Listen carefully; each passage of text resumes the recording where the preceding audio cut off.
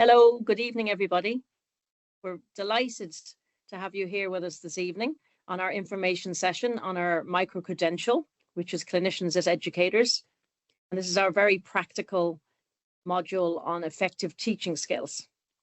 So my name is Dr. Marie Morris, and I'm the academic lead for this particular module. And I'm also the head of academic programs in the postgrad surgery and medicine in surgical affairs. So I have been teaching for over 30 years now. My first ever teaching course was in 1995. And over that time frame, I've taught doctors, nurses, physios, pharmacists, dietitians, and really enjoyed being able to support the development of a professional identity as a teacher. Because what we'll find as healthcare professionals is we're obviously clinically competent because we have so many assessments of our clinical competence.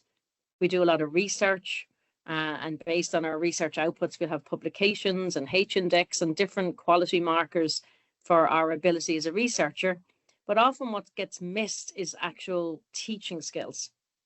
It's almost assumed that you'll pick these up as you go along. And some of you may well be intuitive teachers and very good communicators. But given that we're all sort of scientists at heart, it's really important that we underpin our teaching with evidence base, that we understand the research in the education domain specific to medicine and surgery. And that's what's guided me to develop this module, because I felt, we do need just a basic understanding of sort of educational theory, some practical tips on how to teach sort of on the fly clinically, because most of you that will take this module, I totally appreciate, will also be working in a clinical setting and have a service delivery component. And so you're trying to study on the side. And that's why I've designed this module so that you can do that. It's not hugely onerous. It's totally achievable alongside your clinical practice. And also, ideally, you'll put some of the skills that you learn as you go along in the module into your clinical practice and have a go at changing some of your approaches. So I'm really excited to share an overview of the way that I've developed this module over time. And it's, the feedback from students who have taken the module previously really enjoy the fact that it's so clinically relevant, that it's something that you can, the tips and tricks that you can take for small groups and large groups of teaching and be able to teach, potentially have a teaching moment from just walking from the end of your ward round down to clinic or down to theatre or minor ops. You don't always have the luxury of a couple of hours to teach. And you might often need to have these teaching moments where you have a short amount of time. But by taking this module and having a good structure, you'll be able to teach to a high quality, even if you're time poor. So fundamentally, it's like a teach the teacher course. It's very practical. Like I say, I was really mindful to make sure that it worked alongside your clinical job. And teaching goes hand in hand. You'll always have people junior to you that you might be formally teaching. And if you're not, you're role modeling, sometimes subconsciously, but you're being observed constantly by people junior to you. So it's really good if you can develop your professional identity and your confidence in actual teaching. So with that in mind, we've kept this a very short module for you. So the teaching runs over 5 weeks so that it is completely doable, alongside your job. So if you're interested in doing this particular module, we've kept it short, 5 weeks duration, so that it's totally achievable alongside your job. It's a level 9 on the National Framework of Qualifications. So that's postgrad diploma or master's level. So you can stack these modules and build up towards, say, a postgrad certificate or a postgrad diploma, if that's something you're interested in doing. So you get 10 ECTs. So 10 points as such as part of the European Credit Transfer Scheme. Most postgrad certificates are 30 ECTs. So you'd need 2 other modules, or you'd need 5 more to get to 60 ECTs if you want to do a diploma, and then a master's is generally 90. So that is one of the goals of these micro-credentials. And eligibility is very broad. You just fundamentally need to be a doctor of medicine. You can be in any subspeciality, and you can be any level, from an intern through to a consultant. You can be anywhere in the world. to undertake this particular module. It's completely 100% online. Again, that's developed so that you can, do it alongside your job. You might have slightly different time zones, but you absolutely are welcome to attend from anywhere in the world because it's an online program. And we have had many students take this module previously from lots of different places, potentially from Bahrain, from the States. So don't be restricted by not being geographically in Ireland. Hi everyone, I am Farah Hassan. Currently working as lecturer in the Department of Surgery, UCC, and Breast Surgery Registrar in Cork University Hospital. Throughout my career, I have always been passionate about teaching the medical student. The reason I chose this course was as I wanted to refine my skills of the teaching based on the different teaching strategies, different teaching designs, especially in the healthcare setting, which is more a student approach or which is more of like a problem-based approach scenario. What I like about this course is that it was a practical way of teaching different teaching styles. Rather than just theoretical knowledge, it would be designed for the real-world setting based on the challenges that we notice in the clinical settings. The emphasis is also on the evidence-based teaching method and interactive learning, which make the course really engaging. Also, the best part about the course was interactive sessions, engaging with the peers, brainstorming sessions, and learning different strategies of the learning style on the clinical settings. So that's just to give you an outline of like what makes this particular program unique compared to others. So I think, again, just to go back to the practicality piece, teaching is a skill. So it's really important that we, observe your skills and give you feedback on your skills as a teacher. So very practically minded, I support you to write a lesson plan, provide templates so that you design and plan a lesson. You actually deliver that lesson. And then we look at how do you assess that your students actually learned anything from your teaching, which is obviously really important. And even more so for your professional development as an educator, how, what do the students feel with regards to your teaching skills? So you need to evaluate yourself to get some insight into yourself as a teacher. And so you get the opportunity then to plan a 10-minute teaching session, which you'll deliver, and you'll get feedback from your peers. You'll assess yourself, and you'll get feedback from me as faculty as well. So you get a nice 360 view of your actual teaching skills. The other thing is, again, because I'm so mindful that you're busy clinically, the assignment for this module is your actual development of a teaching portfolio, which is really important. And for those of you who come on the module with me who are more senior at senior reg consultant level, more and more frequently now, teaching portfolios are sought at interview at consultant level. And so your assignment is specifically designed that you're going to start your teaching portfolio. And again, I'll support you with the lesson plans, and you can choose your own model of reflection. Sometimes you find, if you're doing courses, you're given a model of reflection that doesn't really align with you. So then, you don't really engage with it very deeply. So I give you a number of reflection models, and you pick the one that speaks to you, and you think this makes sense to me, and then you're more likely to use it and use it well. So you can do that. And so your assignment that you submit fundamentally then becomes your teaching portfolio going forward in your career. If you're a little bit more junior, you can once a year do a lesson plan, get some feedback from the students that you're teaching, and then put that into the portfolio so you can build that up over time. So by the time you get to consultant level interviews, you already have your portfolio ready. So that was I was really mindful that I didn't want you just writing an essay for the sake of an essay. I want you to actually do something that's practical and going to help you in your career. And then the peer assisted learning piece is really important, okay?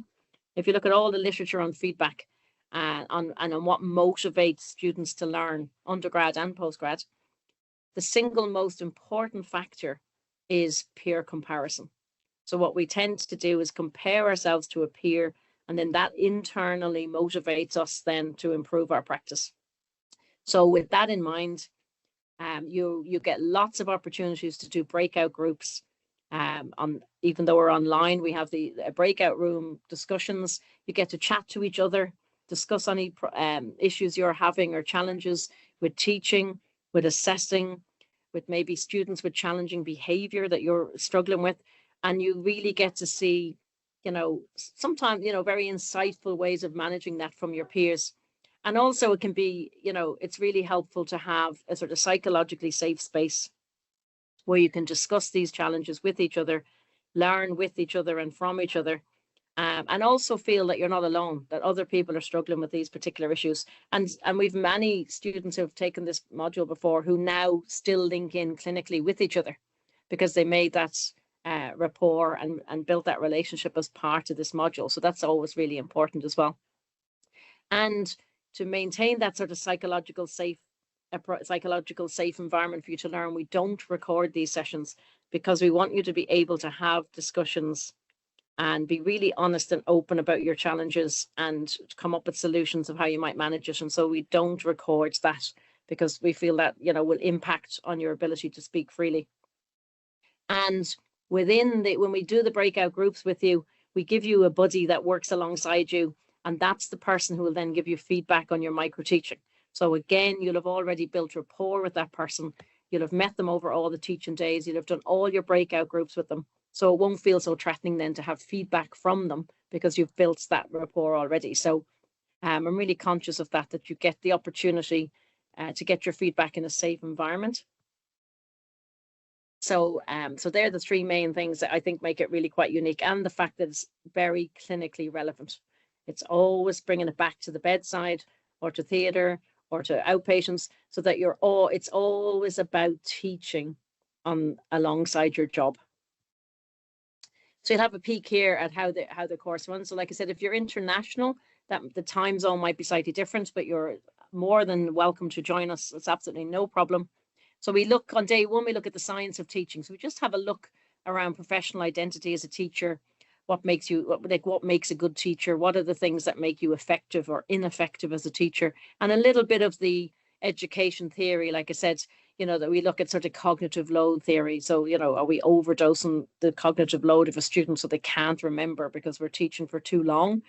And things like distributed learning and spaced learning, as opposed to delivering a mass learning at any one time. So we look at what's the evidence that underpins the best way to teach and to approach teaching when we're planning teaching. And then we always leave a week or two for you to go away and have a think about what we've covered. There'll be lots of resources on Moodle that you can go and read papers and articles, and I've highlighted things that are really important for you to have a look at. And you can read as much or as little as you want. You'll find areas that are really relevant to you. So day two then is really practical. Lots of practical tips and tricks on if you had a small group to teach, if you have a large lecture group to teach, what do you do with the student that's really challenging in your class and their behavior is challenging? What sort of, resources are available to you and, management strategies for that. So day two is very practical. You get to do some lesson planning and get feedback on your lesson plan. Then we have a lovely day on feedback. So we look through at the little bit of theory of feedback. We look at feedback models. Again, you can choose a model that really aligns with you. And then we've lots of videos where you'll get to observe a doctor-patient interaction and then role play giving feedback to that doctor. And then you'll get the opportunity to give feedback to someone who's given feedback, so that you've got that chain. So you see that you're able to actually identify good and less good feedback practices. And then I'll give you feedback on your feedback. So it's a whole fun day of feedback, but it's really good because you don't often get the opportunity to practice so often. We've got some good videos, very clinically relevant videos that we've recorded for this. So that it's most of you will come across the exact scenarios that you'll be given feedback on in your clinical practice. And then we've 2 days for the micro teaching assessment. So half of you will do your micro teaching on one day and the other half on the other. And on the day that you're not in to teach, you have protected time to work on your teaching portfolio and on your philosophy statement. Again, I give you lots of information on that. You can have a look, but it gives you a protected time to actually do that.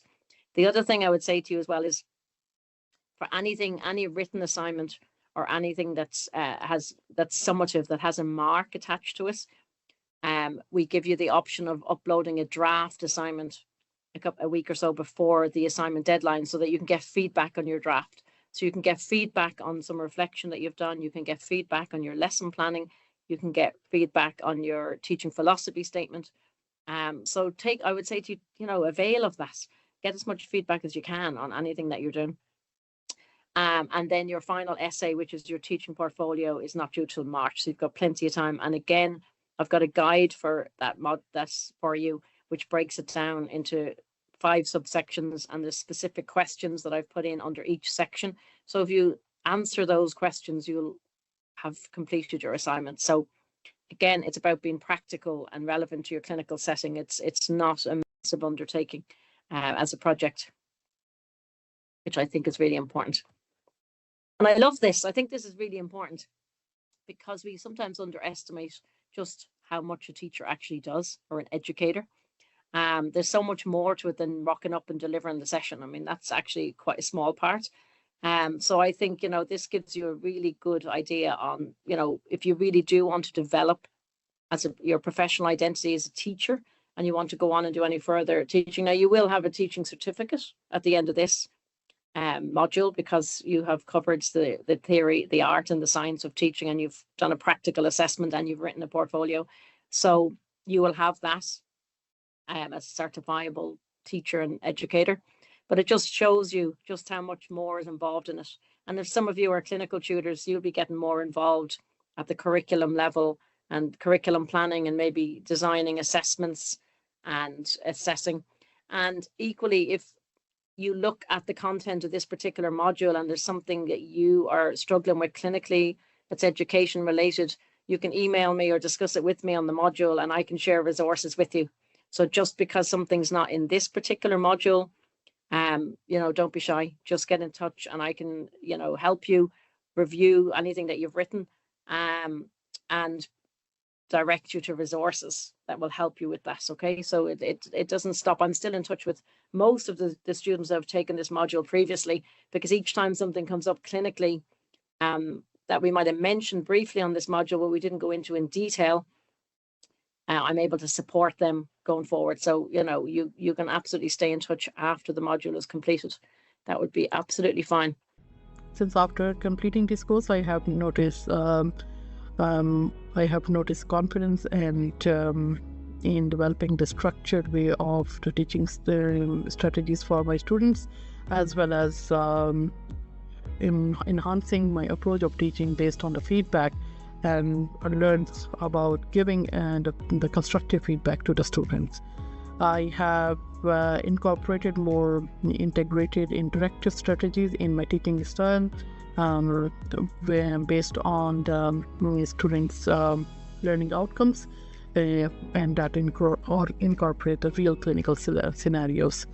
This course has helped me to bridge the gap between my clinical expertise as well as evidence-based knowledge, teach effectively, making me a more impactful clinician. I would absolutely advise anyone who would like to enhance their teaching skills on the clinical setting as a clinician, that would really help to polish your clinical skills, and it will help you to reflect on your clinical practice, and along with connecting with the peers, sharing ideas and experience also help you to learn a lot. If you are passionate about improving the healthcare education as a clinician, this course is absolutely for you. Thank you. So this, again, I think is really important. And this is why I go with you assessing yourself, getting some feedback off your peer, ideally feedback off your students, and then getting expert faculty feedback, because we all have blind spots. We don't all know 100% about ourselves, and we might, say, for example, you might think, I'm a really good time manager. I really feel I manage my time really well. And you're given the micro teaching 10 minutes. And you're told, don't go over 10 minutes. And you self-assess and think, oh yeah, I definitely stayed within 10 minutes. And then your peer says, you took 15 minutes. And faculty say you took 15 minutes. Then obviously, you have a bit of a blind spot with regards to your time management because you weren't in time. So that's the whole point of getting this so-called 360 feedback, is to get data from lots of different places to find out, you know, are there areas, and we all learn all the time. Nobody's just finally a teacher. We're always improving and doing lifelong learning and getting better. So, you know, we would always, as faculty as well, have our peers sit in on our classes over the year and feed in a form and send it into our health professions education, so that we're making sure that we are remaining effective and that we're not developing any blind spots. So I think, you know, we do explore this in the program as well. Like, how do you really get to know, how do you come across as a teacher? And does that align with how you think you do?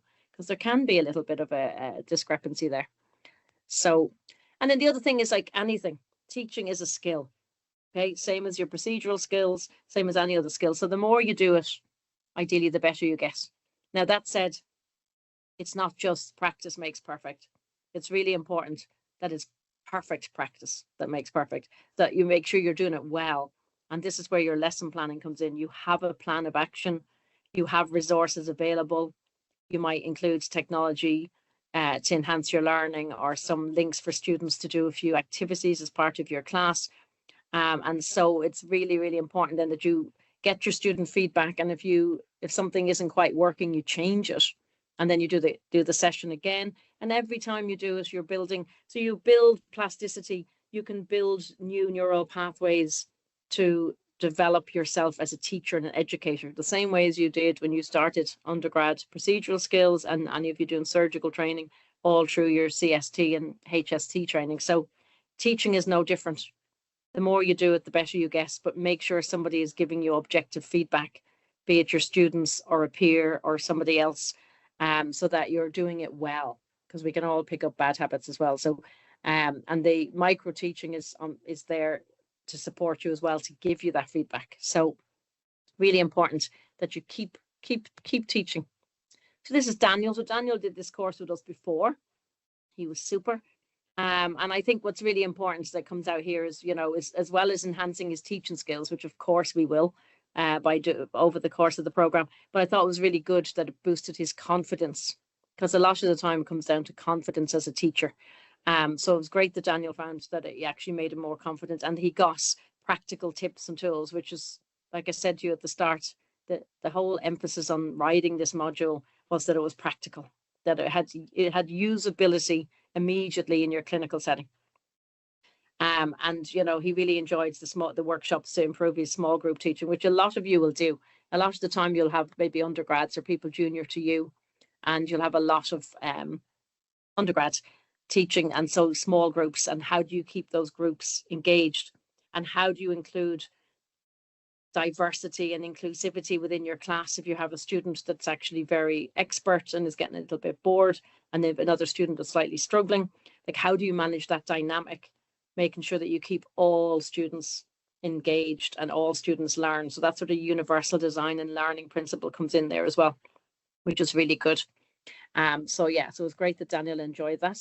So that's like a really quick whistle-stop tour through the module. It is a very enjoyable module. I really enjoy delivering it, and we always have good fun on the module as well with the students. And the micro teaching is always great to see all the different approaches that people take. So you learn from each other. Sometimes we have people do the same topic, but they completely deliver it differently in the group, which is always great to see, because you get that diversity and a different approach. So like I said, it's very practical. It can run alongside your clinical job. You do learn with and from each other, and you do get the opportunity to build up rapport. And if you're in the same hospital, hop along and watch each other do a teaching session. I give you all the sort of rubrics and templates that you can fill in, and you can have them on your phone. Same with your lesson plan. So devise something that you know you teach regularly, have it on your phone, be ready to go, so that you're always ready to teach to a high quality. So if you think this is, of interest to you, next steps, the applications are open.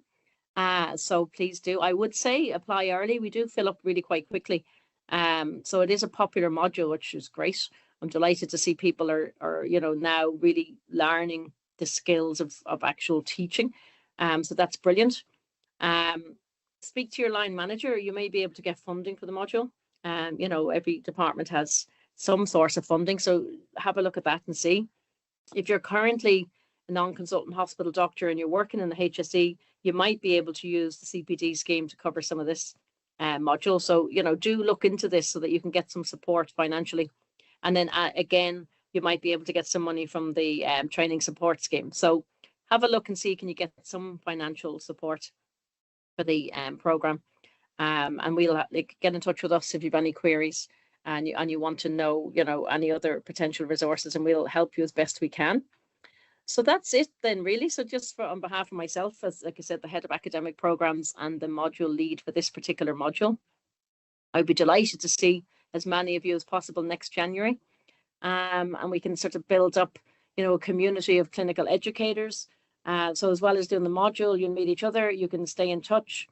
And then I'm happy to be a resource for you at any point in time with regards to your teaching and your education. So take care and hopefully see some of you in January.